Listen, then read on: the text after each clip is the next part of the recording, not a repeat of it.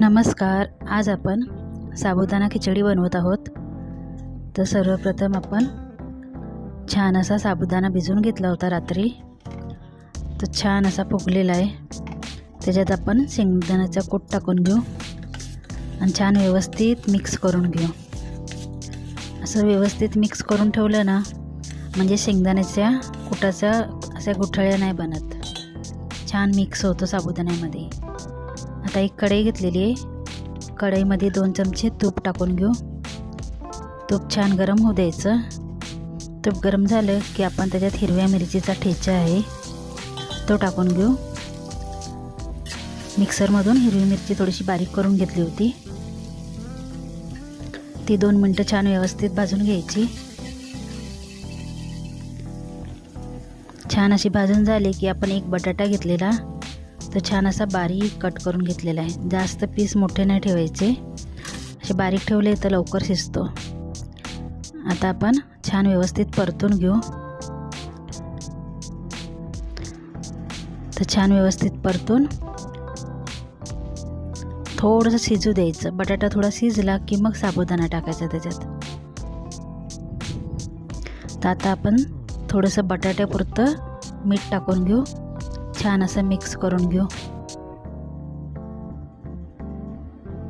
छान व्यवस्थित मिक्स झालंय.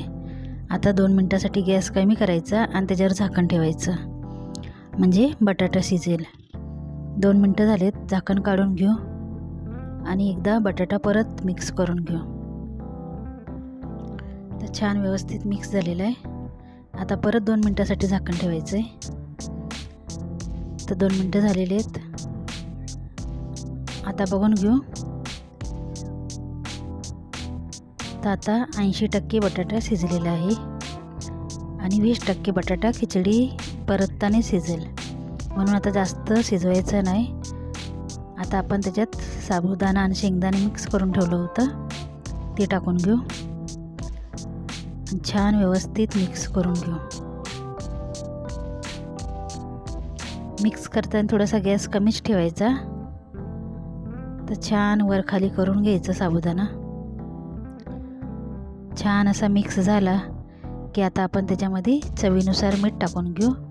आधी मीठ टाकलं होतं, पण ती मीठ आपण बटाट्यापुरतंच टाकलं होतं. तर आता साबुदाण्याच्या जेवढं मीठ टाकून घेऊ, साबुदाण्याला लागेल तेवढं. तर अर्धा चमचाच टाकलेला आहे. आता छान व्यवस्थित मिक्स करून घेऊ. छान व्यवस्थित मिक्स करायचा आणि त्याच्यावर गॅस कमीच ठेवायचा आहे आणि झाकण ठेवायचं परत 2 मिनटासाठी, म्हणजे साबुदाणा छान असा शिजेल.